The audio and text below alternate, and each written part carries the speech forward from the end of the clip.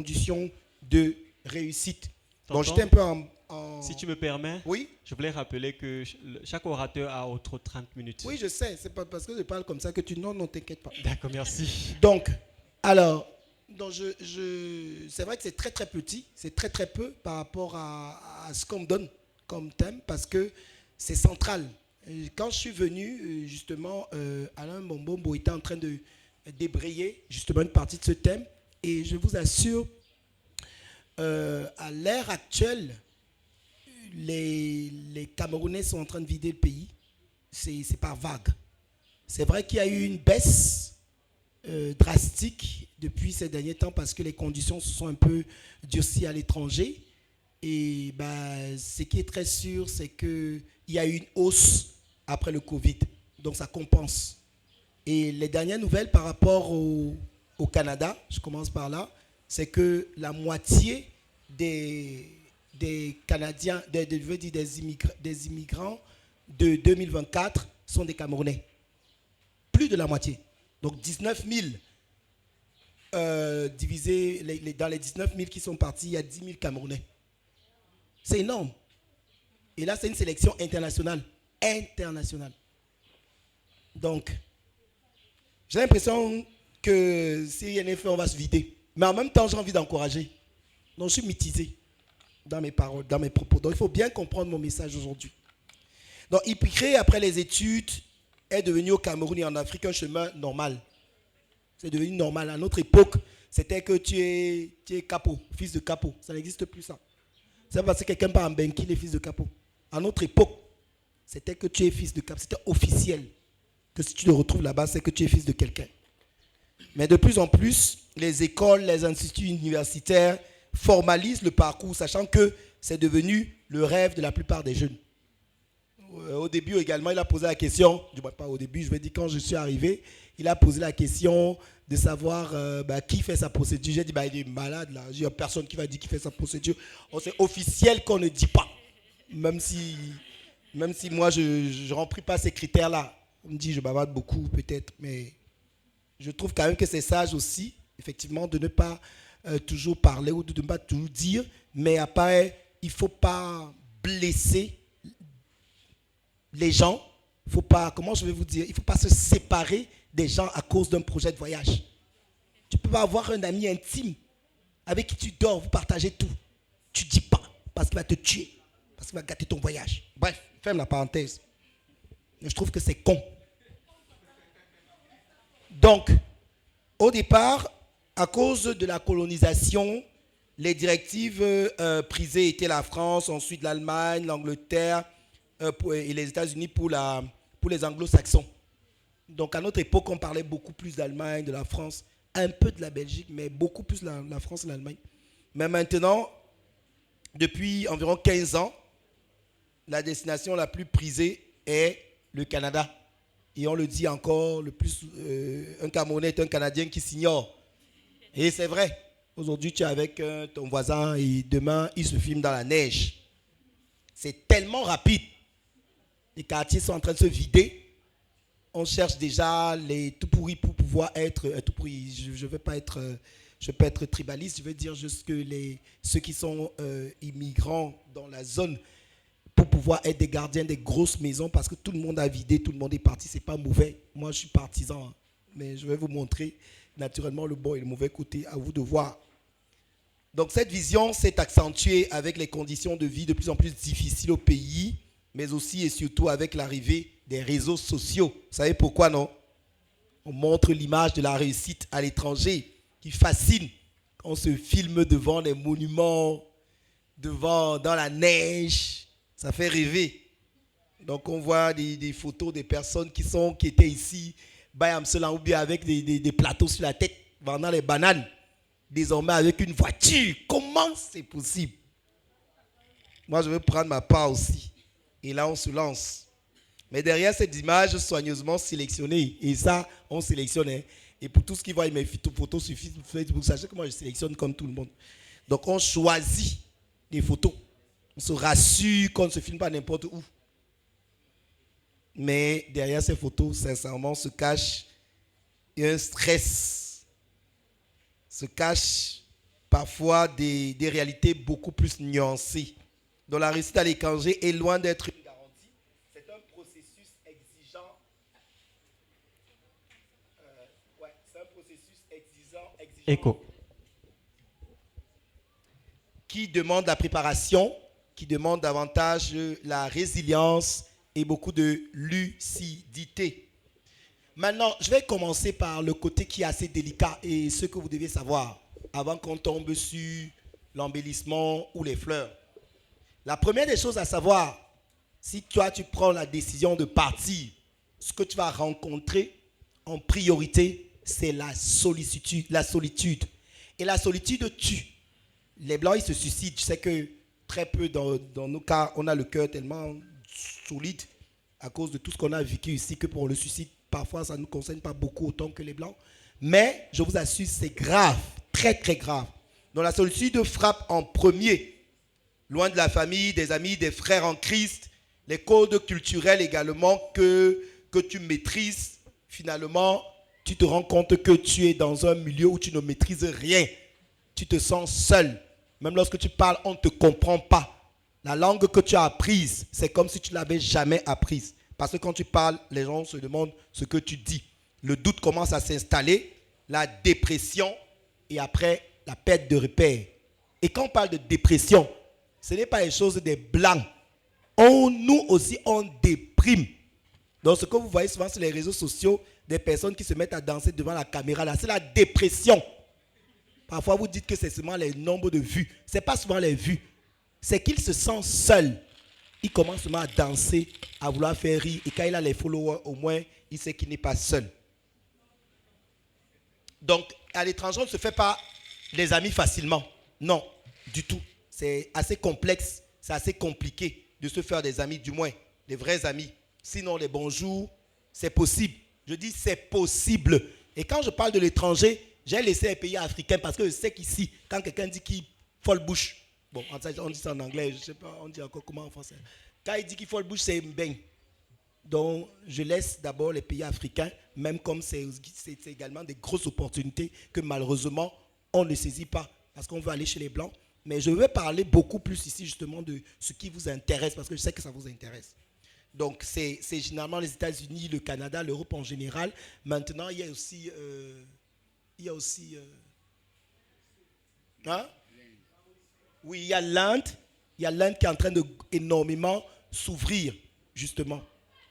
Et c'est pour ça que justement, il faut parler, il faut vraiment être bilingue. On a une opportunité. On est tellement bénis. C'est pour ça que vous voyez, quand on dit 10 000 Camerounais sont partis en 2024 sur les 19 000, c'est normal. On est bénis. Le seul fait qu'on soit bilingue, on est bénis. Mais est-ce que tu es bilingue? Pourtant, tu peux être bilingue. Officiellement, on est bilingue. Mais est-ce que c'est une opportunité que d'être bilingue?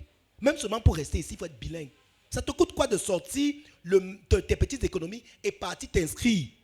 Pas pour voyager, mais pour être capable de switch from English to French. C'est même seulement l'emploi que tu dis que tu cherches là. Tu parles, on te pose une question, tu proposes en anglais. Après, tu fais comme si tu as oublié un mot. Tu parles en anglais. Je vous dis les stratégies dans l'entretien. Tu switches en anglais. Comme si tu cherches le mot là en français. Ça montre que tu es bilingue. Même si tu fais un semblant. C'est parce que nous on écrit tout bilingue sur nos papiers. Mais ils savent que c'est seulement pour écrire sur le CV. Mais quand tu lui dis comme ça, ou alors sur le panel, s'il y a un anglophone, il pose une question. Même s'il pose en français, tu entends comment il dit, est-ce que toi tu crois, est-ce que tu sens déjà que c'est un anglo. Tu prends du coup l'anglais. Je vous assure, ça te donne les points. Et dès que tu vas parler, il va sourire. Il va se baisser, il va te noter, même seulement parce que tu parles anglais. C'était une petite parenthèse. Ensuite, il y a le choc culturel. Tu vas avoir un véritable choc culturel quand tu vas arriver. Selon les psychologues, il se manifeste en plusieurs phases. L'euphorie, la désillusion, la frustration et après, maintenant, l'adaptation. Parce que quand tu arrives, il y a l'euphorie. C'est normal. Tu es quand même en beng. Mine de rien, tu es quand même en beng. On va dire ce qu'on va dire, mais tu es en beng. Mais ça, c'est l'euphorie d'abord. Mais après, tu vas avoir la désillusion quand tu vas commencer à avoir ta solitude, quand tu vas commencer à avoir tout ce que je vais dire. Tu vas tomber dans la frustration avant maintenant, pour les meilleurs, s'adapter. Mais tout le monde ne traverse pas ces étapes. les codes implicites, la façon de communiquer, les attentes sociales diffèrent d'un pays à un autre. Tu sais, il y a des façons de parler qui pour toi, tu trouves que c'est du respect, mais chez l'autre, c'est carrément du mépris. Et c'est le gros problème que nous, les Camerounais et les Africains, ont à l'étranger. On croit que c'est pour ça qu'il faut, même si ce n'est pas pour aller caler, quand vous allez, ceux qui sont professionnels, ceux qui ont un salaire, voyager pour rien. Ça va t'ouvrir l'esprit. Quand tu quittes ici, tu crois que la façon de parler là, quand je parle, tu parles comme je parle là, à un certain moment, tu vas arriver quelque part, on ne comprend rien. Tout ce que je dis là. Après, quand ton frère va parler à côté de toi, il va white. C'est fait qu'il white. Il voudrait s'adapter. Parce que la façon de prononcer les mots détermine l'écoute de l'autre. Tu arrives aux États-Unis, tu parles comme ici, que non, comme papa il ne peut pas être là, je ne peux pas le regarder comme ça. Je ne peux pas le regarder. Un temps, je vais baisser la tête pour montrer mon respect. Tu tentes de faire ça aux États-Unis, tu es en train de montrer que tu mens, que tu n'es pas sérieux. Tu dois regarder ton aîné dans les yeux quand tu parles. Tu ne baisses pas la tête. Tu parles et tu dois être ferme. Pour nous ici, tu fais ça, tu vas me sentir. Tu me parles, je te parle jusqu'à tu me regardes les yeux. Je te parle, tu oses me regarder. Voilà comment nous on parle à nos enfants ici. Non, ici, là-bas, tu dois parler et regarder dans les yeux. C'est un signe, parce qu'eux, ils lisent dans les yeux pour savoir si tu es vrai ou pas. Non, si tu baisses, tu es un menteur. Quand on arrive dans un milieu et que les aînés sont en train de causer, je veux dire, et que vous êtes en train de causer, si toi tu te mets de côté, par signe de respect, que non, je ne vais pas m'initier, mais c'est que c'est grave. Ici, chez nous, effectivement, quand tu arrives, tu vois les gens, non, il ne faut pas t'initier comme ça, n'importe comment, et tout. Pour eux, tu ne peux pas être dans un milieu et que les gens sont ensemble, tu te mets de côté, il y a un problème. Tu vois qu'il y a des codes, je ne peux pas aller dans les détails, c'est pour ça que j'ai dit, il y a tellement de choses, il y a des structures qui carrément te forment, hein, surtout pour ceux qui partent au Canada, ils te forment sur les détails de comment vivre ton intégration. Que ce soit là-bas quand tu arrives ou même avant de voyager. Il y a des propos, il y a des paroles que quand tu vas utiliser, pour toi ça sera normal, mais pour eux c'est un scandale si tu lui dis ça. Et il y a la langue, par exemple au Canada, le Québec parle le français un peu comme les Martiniquais. Ils ont un faux français, il y a un français un bidon, un français grave. Eux, ils font apprendre le TCL, le TCF ou quoi là. Et pourtant que eux, leur français, c'est du quartier. C'est un français tellement dégueulasse que toi, tu dois parler. À une fois là-bas. Parce qu'il va te dire que oui, voilà mon chat. Tu ne vas pas savoir qu'il est en train de dire voilà ma voiture. Que voici ma blonde, quand il est en train de dire voici sa femme. Ou mon chum, quand il veut parler de son mari. Il y a tellement oui, qu'elle veut parler de son mari. Il y a tellement de langage.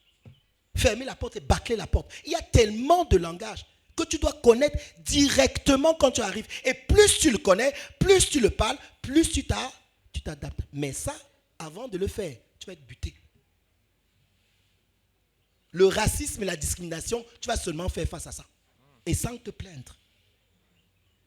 Moi, je ne sais même pas pourquoi vous vous plaignez, même souvent, les Africains, quand ils arrivent. Tu te plains quoi? Ils sont chez eux. Et puis, tu te plains là-bas, et pourtant, quand tu viens ici, toi, quand ils font les choses, tu es du côté de ton frère. Comment tu fais? Quand un blanc passe, tu commences à faire le complexe d'infériorité. Tu préfères te plier en quatre pour le recevoir. Et c'est comment tu fais ça? Et ton frère, maintenant, tu dis, ah non, toi, passe comme ça d'abord. Tu vas donc bien voir comment eux, ils s'adressent, ils font avec les étrangers là-bas chez eux. Le racisme, c'est officiel. C'est officiel. Même s'ils cachent, c'est officiel. Ne crois pas que tu vas, même si tu pars être Canadien, avec on va signer là, tu ne vas jamais, jamais véritablement être considéré comme un Canadien. Va, prends les opportunités, point final. C'est quoi se plaindre? On va vous plaigner, les gens se plaignent sur TikTok. Oh, tu te plains de quoi? Vous allez vous plaindre, mais ça ne va rien changer. C'est comme ça dans le monde. Va, tu prends l'opportunité, tu viens maintenant ici, tu fais ce que tu as à faire avec. Et tu es chez eux. On va parler de ça. Il y a des personnes que quand il est chez eux, ils continuent de te comporter comme chez toi. Comment tu fais pour te comporter comme chez toi et pourtant tu es dans une terre étrangère? Tu veux qu'eux s'adaptent à toi. En France, c'est grave avec les Noirs. Moi, si j'étais le français de souche, mais franchement, moi, je serais pire qu'eux. Parce que les Noirs arrivent en France, mais mon ami, ils mettent du gros désordre. Je vous assure. Adaptez-vous. Quand vous arrivez dans un pays, tu dois t'adapter. Vous restez en communauté, oui, c'est bien, ça gâte ta culture, mais tu dois absolument être en communion avec le pays, ton pays d'accueil, avoir un ami québécois, etc. C'est vrai que ça ne sera pas facile, mais développe ça. Et pour qu'il soit ton ami, il faut absolument que tu connaisses sa culture, que tu sois capable de manger la nourriture qui est mauvaise là, mais tu manges. Il te dit que comment tu dis c'est bon, tu manges. Pourquoi? Parce que tu veux rester dans leur milieu, tu veux t'adapter. Même pour l'évangile, comment tu penses que tu vas pouvoir prêcher l'évangile étant à distance? Tu t'intègres. L'évangile va couler un peu plus que ça.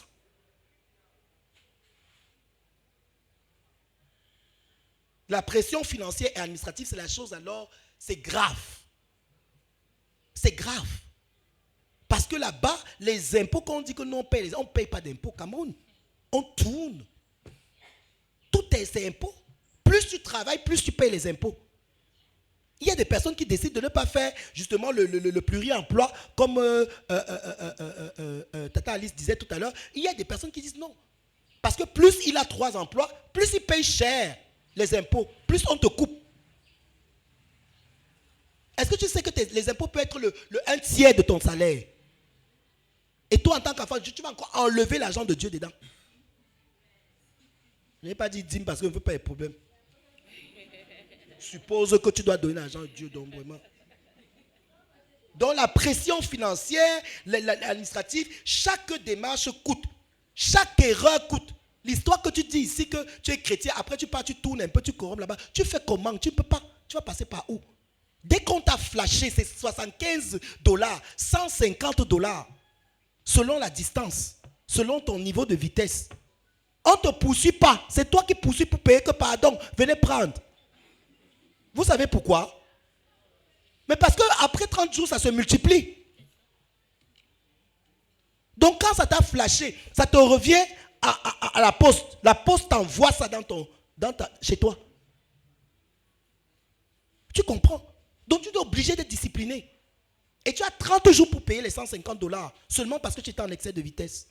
Donc autant que vous voyez vos bien-aimés, vos frères et sœurs avoir les grosses voitures ou je ne sais pas quoi, sachez qu'il n'y a rien dans leur porte-monnaie. Parce que ce qui entre sort. Tout ce qui entre sort. Sans compter que non seulement il y a tout ce qui entre sort, mais après maintenant les crédits. Ça descend encore. La plupart des personnes, c'est moins quelque chose. Même s'il faut faire l'effort d'économiser. Pour les crises familiales, je ne veux pas en parler. Je suppose que vous connaissez que le taux de divorce là, X. Je ne veux pas en parler parce que ça c'est quelque chose que nous tous on connaît déjà. Le taux de divorce. À peine on décolle, à peine on part, à peine la femme est déjà, on lui fait part de ses droits. On leur paye, par exemple au Canada, à l'accueil, on leur donne $200 pour les instruire. Donc, pour t'instruire, on te donne $200 de bienvenue pour te dire tes droits aux femmes. Donc, on te donne d'abord l'argent. Et ensuite, on te dit comment tu dois faire attention à ne pas te faire piétiner par ton mari. Et comment tout l'argent des enfants qu'on donne là, la gestion est en toi en priorité. Donc, vous pouvez imaginer que si tu es quitté ici et que tu n'avais pas une stabilité dans ton foyer et que ton mari te disait monte, descends, tu vas commencer à dire que non, je suis quelqu'une. Le taux de divorce est excédent. Même nos bien-aimés, c'est grave. Je suppose que le pasteur peut confirmer avec les appels qu'il reçoit pour les counseling et tout ça de l'étranger. C'est grave. Même seulement moi-même seul qui soit là comme ça. J'ai 4 cas que je suis en train de gérer. Vous imaginez? Donc quand on court là, qu'on sache où on part. Il faut bien savoir où tu pars, il faut te préparer. Donc quand tu enjoy, tu vois les gens sur les photos, bien la neige là, tu ne peux pas entrer dans leur cœur, savoir ce qu'ils sont en train de vivre. Autant psychologiquement que physiquement, tout ce que tu peux imaginer. Il y a un prix à payer. Mais moi, je veux que tu partes où? Je ne suis pas comme, je ne refuse pas. Moi, parce que après, si tu arrives à t'adapter, si c'est bon, si c'est la volonté de Dieu, tu vas nous ramener les dollars, on en a besoin. Regardez le sang, regardez, tout à l'heure on parlait, je ne faisais que regarder les commandes, tout est en train de suinter partout. Tu envoies l'argent et puis nous on mange ici. Et enfin, maintenant, le contexte spirituel. Ça aussi, franchement, c'est tellement complexe, tellement compliqué. Si tu es parti ici, ta foi était un genre, et que tu arrives là-bas maintenant, ça sera seulement la catastrophe. Si tu n'arrives pas à t'adapter, ça sera vraiment la catastrophe. C'est très très fort, tu vois. Je vous ai bien dit que le temps ne correspond pas à ce que vous m'avez demandé, mais bon, bref. Non, papa, je t'assure que... Ok, c'est pour ça que je veux éliminer plein de choses. Mais le domaine spirituel, je ne veux pas trop insister parce que nous avons nos papas qui sont là. Mais il faut que tu saches que si tu bouges d'ici, ça sera le feu. Tu dois redoubler d'efforts. Le péché est exposé. Ça te dit, prends-moi, je suis là, viens, il n'y a personne. Et c'est légalisé. C'est pas comme ici, on va me voir, on va dire quoi? Il n'y a rien te dire. Pêche avec toute la bénédiction de tous ceux qui sont autour de toi. Personne ne va t'en vouloir. Donc quand tu te mets là, tu commences à dire, yeah, dans le frère là, sache que ce n'est pas facile. Ne juge pas loin. Surtout si tu es à l'intérieur parti. Prépare-toi.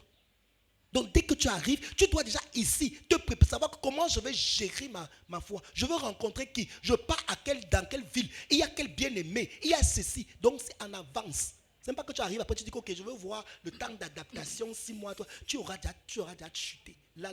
Les choses que tu n'arrivais pas à faire ici, ça sera que versé devant toi.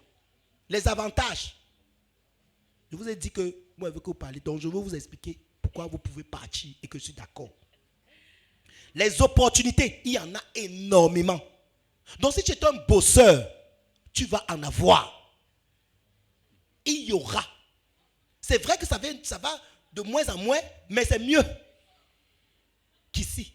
Il y a des opportunités. Ici, il y en a, comme on a dit, mais il y a des blocages qui t'empêchent de pouvoir le faire. Là-bas, on t'appelle. On a besoin des gens pour travailler. Même en France, où le taux de chômage est plus élevé qu'ailleurs. Et jusque là, si tu es quelqu'un de dynamique, les opportunités sont là. Dépendamment du pays où on va, plusieurs opportunités d'études, de carrière peuvent se présenter selon nos talents, nos capacités. On peut facilement quitter du bas de l'échelle au sommet, comme les pays des anglo-saxons. Ici, on va dire que c'est la sorcellerie. Ce n'est pas la sorcellerie.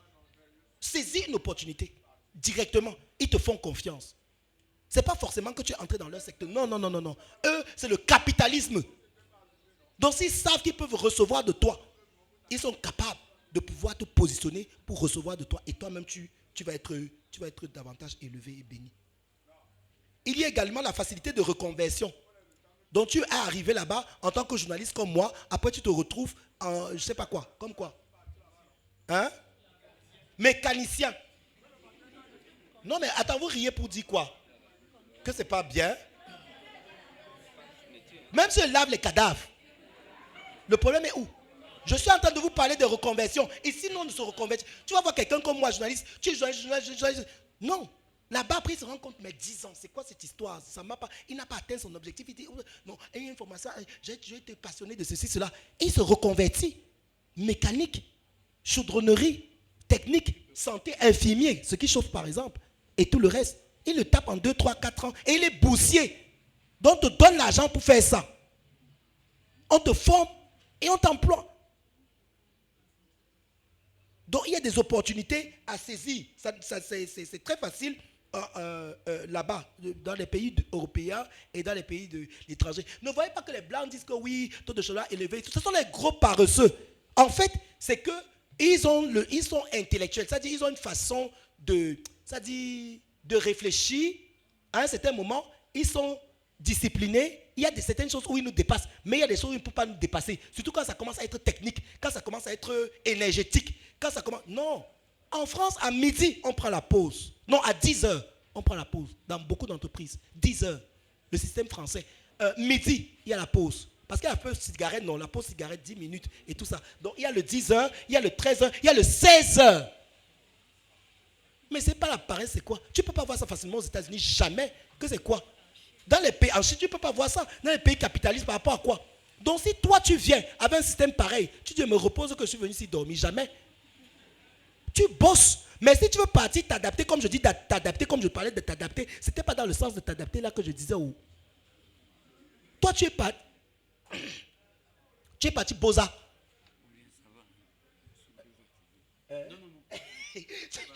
Tu es parti Boza. C'est très, très important. Donc, le niveau de corruption, c'est aussi un avantage. Le niveau de corruption là-bas est très faible, voire même inexistant dans certains pays. Donc, ça facilite l'émergence économique et la croissance, justement. Il y a également le pluri-emploi. Ici, chez nous, c'est tellement rare de voir comme, tu vas voir Alice, après, elle va te dire, ok, je suis là-bas, mais aussi après, le boulot, je n'ai pas encore fait. Elle va te dire, pardon, tu joues quoi? Qu'est-ce que tu joues quoi? Non, le pluri-emploi est rare au Cameroun. Tu as vu, elle vous a donné le pourcentage. Là-bas, c'est officiel. 3 boulots, c'est officiel. Donc, si dans ta tête, tu te dis que tu pars Beaux-Arts, c'est bien. Moi, ma seule crainte, c'est que tu te rassures d'abord que ta foi est au top niveau. Tu te rassures que ta relation avec le Seigneur, il n'y a rien. Parce que le gros problème, c'est que si tu passes seulement Beaux-Arts, c'est que tu vas chuter en termes de foi chrétienne. Donc, il faut absolument que tu aies l'équilibre. Tu comprends un peu. Mais tu auras l'opportunité du pluri-emploi. Tu auras l'opportunité. D'ailleurs, même, tu es même obligé. Comment tu vas même faire pour faire un emploi jusqu'à tenir? On va te donner 2000 euros. Tu ne peux pas tenir. On va te donner $2000. Tu ne peux pas tenir. Tu es obligé après d'aller dans les McDo. Tu vas partir laver les sols à gauche, à droite pour ceux qui peuvent faire des petits boulots, etc. Parce que jusqu'à présent, il y a certains gens qui disent qu'ils ne peuvent pas faire ça mieux de toi. Mais sache que tous ceux qui sont en train de se filmer là dans la neige, là, ils font que ça. Ils font ça. Il est ingénieur, il finit à 16h, mais il ne peut pas s'arrêter à ça. Jamais. À partir de 16h, comme il finit là, il prend son deuxième boulot 18h, 22h. Ça, c'est au meilleur des cas. C'est pour ça que beaucoup d'enfants sont laissés pour compte là-bas. Donc, il faut bien que le couple équilibre dans ses pluri-emplois. Sinon, les enfants sont vraiment élevés par la société. Mais si tu cherches l'argent, tu vas avoir l'embêtement. La valorisation et la reconnaissance des talents et des capacités. Donc, bien que parfois, sujet de discrimination, les talents individuels à l'étranger sont valorisés. À part que, bon, il peut y avoir des situations où tu fais face au racisme. Maintenant, l'épanouissement, également, c'est un très, très, très bon point. Vous savez, ici, à un certain moment, on se rend compte qu'on n'a pas le temps de s'amuser. Les Blancs s'amusent. Ils s'amusent. Donc, quand ils mangent leur argent, comme ça, quand ils passent travailler, comme je vous dis, 2 travaux et tout ça, l'avantage pour eux, c'est que quand ce sont le temps de s'amuser, c'est l'amusement réel. C'est pas que dans le temps là, tu vas encore... Mais bon, beaucoup de nos frères et sœurs, dans ce temps-là, ils ne prennent pas ce temps-là pour pouvoir s'amuser parce qu'ils sont en train de Beaux-Arts. Mais il y a un temps d'adaptation où tu ne seras plus aussi comme ça. Ce n'est pas toute ta vie. Ça, généralement, ça peut faire 5 ans. Au pire des cas, si tu n'es pas très, très efficace, ça peut faire 10 ans. Mais après, tu commences aussi à t'épanouir. Il faut t'épanouir. Mais l'épanouissement là-bas est très, très grand. Le seul fait que tu peux entrer dans un espace où tu as tout ce dont tu as besoin sur place, c'est un avantage. Le seul fait que tu as envie de quitter ici, 14, pour partir en ville, et que tu prends le métro, tu es assis dedans, tu arrives à travailler, c'est un avantage. Ou que tu prends le tram, ou que tu peux quitter de l'Italie en France en 45 minutes, maxi 1 heure, et que tu ne payes que 100 euros. Il y a tellement... Ça dit, c'est... Nous, on est là, on quitte ici, on parle... En Côte d'Ivoire, c'est 450 000. Pour aller en Côte d'Ivoire. Comment? Et ça, c'est quand c'est moins cher, comme elle dit. Ça se passe comment que tu peux au Gabon, c'est 200 quelque chose de 1000. Là, au Gabon, tu sautes comme ça. Chaque tu es en Centrafrique, on te dit... Non, là-bas, tu as les billets de 75 euros. Belgique, là, 75 euros, 115 euros. Tu vois, il y a tellement d'épanouissement. C'est ça, tu peux te déplacer, tu peux voyager. Donc, tout ce que tu vois tes frères faire là, c'est même pas qu'ils ont trop d'argent. C'est des opportunités d'épanouissement. Les transports et tout ça. Maintenant, il y a la sécurité. La sécurité sanitaire. Tu tombes, on te prend d'abord. D'abord. Ma femme appelle ça le principe de d'abord. On ne cherche pas à savoir où tu es qui, est-ce que tu as l'argent, est-ce que tu vas payer. L'ambulance te prend directement. Un jour, ça fait peut-être 12 ans, je ne sais pas combien d'années là, 12 ou 13 ans, quand j'étais allé à Dubaï, j'avais justement fait un accident et là-bas, c'est cassé, mon bras s'est encore cassé. 5 minutes, j'étais déjà dans l'ambulance. 5 minutes, tu as dit dans la chambre, 3 heures du matin. Je dis 5 minutes, appelé, parce qu'on voit directement le deux poches, paf, ils sont déjà là qui te disent qu'ils sont au bas du pied, tu appuies pour qu'ils entrent. Vous voyez, donc il y a la sécurité, il y a la sécurité sanitaire, il y a l'aide sociale, il y a la sécurité routière. On meurt ici pour rien. Regardez les accidents là. On met un job, comme les gens disent. On met un job. Donc au moins, avec les constructions des routes, les grands tramways, etc., tu vois qu'on arrive à pouvoir tenir. On arrive à pouvoir bien circuler. Ça fait que pour qu'il y ait collusion, il faut vraiment qu'il y ait une situation compliquée. Donc ce sont des avantages qui peuvent te pousser à pouvoir valider ton voyage. Je vais citer avec comment faire pour pouvoir réussir ton immigration. Alors, il faut que tu te rassures, premièrement, que c'est la volonté de Dieu. C'est la première des choses. Est-ce que c'est la volonté de Dieu? Ça, c'est même le point focal. Est-ce que Dieu te dit qu'il faut que tu partes? Est-ce que c'est dans le plan de Dieu? Est-ce que c'est dans la vision de Dieu? C'est vrai que ça, c'est le plus dur. Parce que si tu as envie de partir, ça sera sauf que dans la vision de Dieu. Donc, tu ne vas rien écouter d'autre. Je sais que depuis que je parle à quelqu'un, essaye de se poser la question que Dieu a dit quoi. Donc, quand tu es calme là, et toute autre voix là, fais l'effort. La première voix même qui va te dire que c'est Dieu, tu vas dire, il faut même dire que tu mens. Commence même à dire que ce n'est pas Dieu. Pour être tranquille dans ton cœur. Parce que si tu ne dis pas ça, la première voix, ça sera que, gars, c'est normal, c'est pas seulement, c'est moi Dieu qui te parle. Je te l'ai dit depuis. Je ne sais pas pourquoi tu résistes à ma voix. Donc la première des choses, c'est qu'il faut que tu te rassures. Parce que sinon, et je vous dis ça pourquoi? Parce que quand ça sera Dieu, tout ce qu'on est en train de raconter, que à gauche c'est comme ça, non, ça ne va pas te concerner. Même quand tu auras des difficultés, le Seigneur sait comment, puisqu'il t'a envoyé. Un peu comme ça a été avec Maman Alice. Le Seigneur, malgré tous les obstacles, c'est Dieu qui l'avait demandé de rester. Aujourd'hui, on peut confirmer. Tu comprends? Donc une autre chose, c'est qu'il faudrait que tu aies une vision, un objectif. Tu peux en faire quoi? Pour combien de temps? Qu'est-ce qui te pousse à y aller? À part que, bon, disons que c'est le Seigneur, il est dans ça. Mais tu peux en faire quoi? C'est quoi ta vision? C'est quoi ton objectif? Pour combien de temps? On ne dit pas seulement qu'on part caler. Tu pars caler comment? Tu veux que tes os aussi soient là-bas? Même Jacob avait dit que non, on ramène ses os. Non. Tu veux qu'on fasse pour combien de temps? Caler. Non, tu es ici. N'importe où, on va dire. À part si tu dis que non, jusqu'à ce que la mort me sépare de vous. Donc c'est ça, c'est pour combien de temps? Maintenant, l'intégration et l'adaptation. Il faut que tu te rassures. Je l'ai dit tout à l'heure, il faut t'intégrer. Donc savoir comment ils vivent. Comment ils raisonnent. Hein? Il faut éviter de pouvoir fréquenter uniquement ta communauté, comme j'ai dit. Te rassurer que tu as des amis français, des amis, je ne sais pas quoi, des amis allemands, etc. Il faut te rassurer également de pouvoir connaître quels sont leurs principes. Là-bas, c'est rigueur, numéro 1. C'est dommage, ma petite soeur, je parle, mais j'aurais bien voulu, par coïncidence, elle est à la maison. Malheureusement, elle a chopé une grippe. J'aurais vraiment, vraiment voulu qu'elle soit là. Parce qu'on a préparé cela ensemble. Et je voulais vraiment qu'elle soit là. Donc, la première des choses, c'est la rigueur. La deuxième des choses, c'est la discipline. Et la troisième des choses, c'est la ponctualité. Parce que l'histoire de ponctualité, là, c'est officiel que les Camerounais sont en retard. Bon, je vais dire que je vous ai montré l'exemple tout à l'heure. Je vous ai montré le mauvais exemple tout à l'heure. Même si je sais, du moins, les responsables, ceux qui m'ont invité savent pourquoi je suis venu en retard. Mais les Camerounais, c'est d'abord le retard. Mais moi qui suis en retard ou qui suis venu en retard ici, je t'assure que même si on empruntait une dizaine, tu ne peux pas tenter d'être en retard à l'étranger. Tu ne peux pas. Tu vas écoper. Ça ne va pas tarder. Tu vas même d'abord faire comment pour être en retard. Puisque tout est millimétré par minute. Le métro est minuté par minute. Le train est minuté. Tout est minuté. Tu as raté la minute-ci. Ça t'entraîne à pouvoir arriver dans l'autre station en retard. Et la station là, c'est toutes les 20 minutes. Ça fait que tu as 20 minutes de retard. Tu fais comment pour assumer les 20 minutes quand tu as 2 minutes et que tu as badgé 2 minutes, on commence à te regarder avec les gros yeux au travail. Tu fais comment?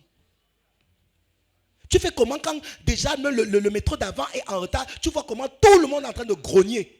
Parce qu'il sait que son patron ne va pas, tu ne vas pas justifier ça.